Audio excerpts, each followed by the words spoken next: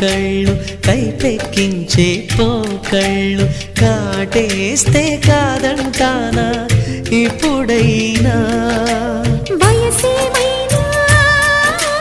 సొగసేమైనా మరపించే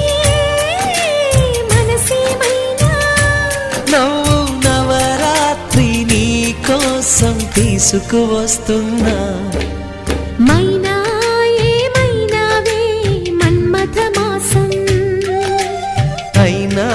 ఎంతైనా ఇది మెత్తని మోసం తీయనైన తీరిక తీర్చమంది కోరిక నీకు తోడు నేనిక